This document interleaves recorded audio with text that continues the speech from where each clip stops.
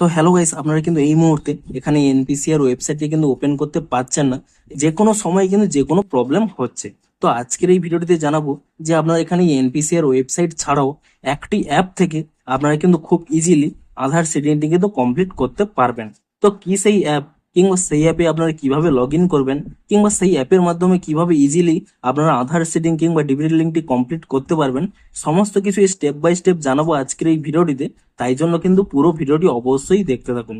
তো তার আগে ভিডিওটিকে অবশ্যই একটি লাইক করে দিন, এবং এই চ্যানেলে যদি আজই নতুন এসে থাকেন এখনই চ্যানেলটিকে সাবস্ক্রাইব করে রাখুন এরকম নতুন নতুন ভিডিও দেখার জন্য। তো সবার প্রথমে কি করবেন, আপনারা কিন্তু এখান থেকে ব্যাক করে নেবেন এবং এখানে প্লে স্টোর অ্যাপটিকে ওপেন করে নিয়ে আপনারা কিন্তু এখানে সার্চ করে নেবেন উম্যাং বলে, অর্থাৎ UMANG।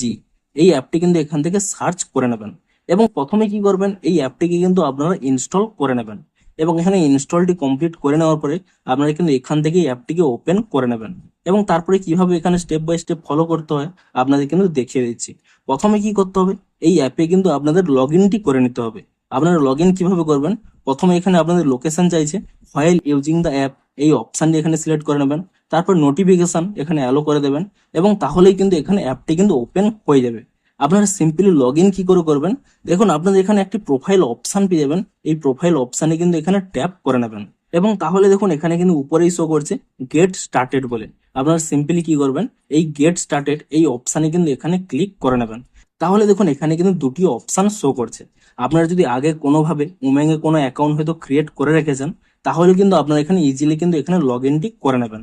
কিন্তু ধরুন আপনারা এই অ্যাপে আপনারা নতুন, তাহলে কি করবেন, এখানে দেখুন রেজিস্টার হেয়ার এই অপশানে কিন্তু প্রথমে ক্লিক করে নেবেন।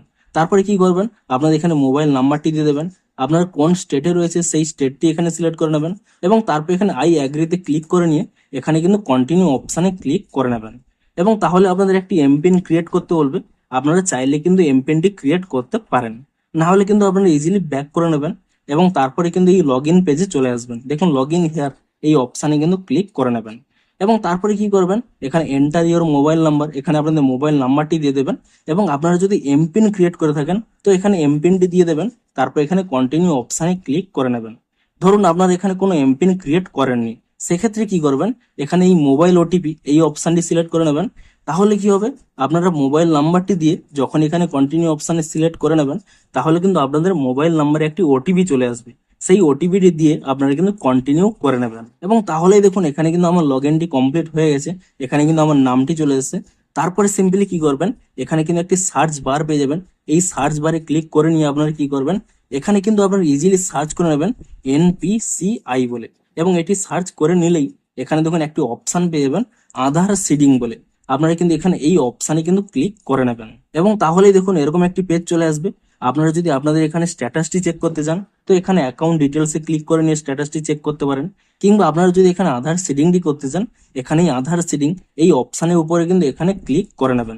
তাহলেই দেখুন এখানে কিছুক্ষণ লোডিং নেওয়ার পরেই আপনাদের এখানে লাইভ দেখিয়েই দিলাম, এখানে দেখুন এনপিসিআইটি কিন্তু ওপেন হয়ে গেছে।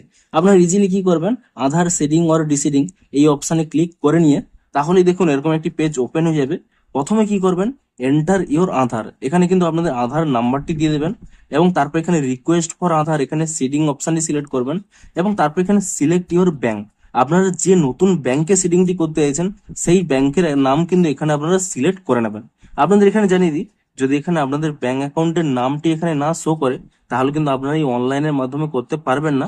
আপনারা কিন্তু ব্যাংকে গিয়ে আপনাদের আধার সিডিংটি করে নিন এবং আপনাদের যদি এখানে ব্যাংকের নামটি থেকে থাকে আপনারা কিন্তু সেই ব্যাংকের নামটি কিন্তু এখানে সিলেক্ট করে নেবেন এবং তাহলে দেখুন নিচে কিন্তু তিনটি অপশন রয়েছে। দেখুন আপনাদের হয়তো কোনো ব্যাংক অ্যাকাউন্টে আগে কোনো সিডিং ছিল না, ডিজেবল দেখাচ্ছিল, তাহলে কিন্তু আপনারা এখানে ফ্রেশ সিডিং এই অপশনটি সিলেক্ট করবেন।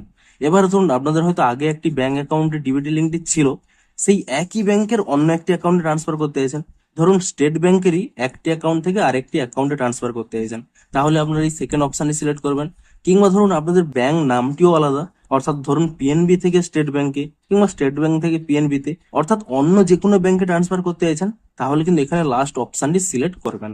তারপরে কি করবেন, এখানে অ্যাকাউন্ট নম্বর চাইছে, আপনারা যে নতুন ব্যাংক অ্যাকাউন্ট আইডি লিঙ্ক করতে চাইছেন সেই নতুন ব্যাংকের অ্যাকাউন্ট নাম্বারটি কিন্তু এখানে দিয়ে দেবেন এবং তা কনফার্ম করার জন্য পুনরায় কিন্তু সেই ব্যাংক অ্যাকাউন্ট নাম্বারটি আরো একবার দিয়ে দেবেন এবং তারপরে দেখুন নিচে একটি চেক বক্স রয়েছে, আপনি এই চেক বক্সে ক্লিক করে নেবেন এবং তারপরে আপনারা কি করবেন, নিচের দিকে এখানে স্ক্রল করে নেবেন। এখানে দেখুন একটি ক্যাপচা রয়েছে, অর্থাৎ যে সংখ্যাগুলো শো করছে সেই সংখ্যাগুলো কিন্তু এখানে দিয়ে দেবেন। এবং তারপরে এখানে সমস্ত কিছু ফিল আপ করে দেওয়ার পরে আপনারা কিন্তু নিচে এই সাবমিট অপশানে কিন্তু ক্লিক করে নেবেন। এবং তারপরে এখানে টার্ম এন্ড কন্ডিশন রয়েছে, আপনারা এখানে নিচের দিকে স্ক্রল করে নেবেন। তাহলে কিন্তু এখানে একটি অপশান পেয়ে যাবেন অ্যাগ্রি অ্যান্ড কন্টিনিউ। আপনারা কিন্তু এই অপশানে এখানে ট্যাপ করে নেবেন।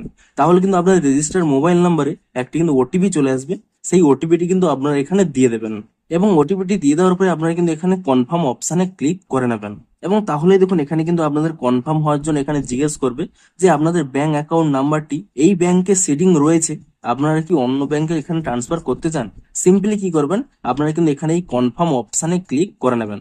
এবং তাহলেই দেখুন কিছুক্ষণের মধ্যেই এখানে কিন্তু দেখুন স্ট্যাটাসটি সাকসেস হয়ে যাবে। এবং এখানে আপনার রেজাল্টও দেখতে পাবেন যে আমার আগে এই পিএনবি ব্যাংকে ছিল এবং তারপরে এখানে দেখুন স্টেট ব্যাংক অফ ইন্ডিয়াতে ট্রান্সফার হয়ে গেছে। এবং এখানে এই সাকসেস দেখানো মানেই আপনাদের কিন্তু ডিবিটি লিঙ্কটি কিন্তু কমপ্লিট হয়ে গেছে। তো এভাবেই কিন্তু আপনারা নতুন ভাবে অর্থাৎ ফ্রেশ সেটিং কিংবা অন্য ব্যাংক অ্যাকাউন্টে চেঞ্জ আপনারা কিন্তু এই স্টেপগুলো ফলো করে করতে পারবেন। তো ভিডিওটি যদি একটু হেল্পফুল বলে মনে হয় অবশ্যই একটি লাইক করে দিন। দেখা হচ্ছে আরো কোনো ইন্টারেস্টিং ভিডিওর সাথে। Thanks for watching.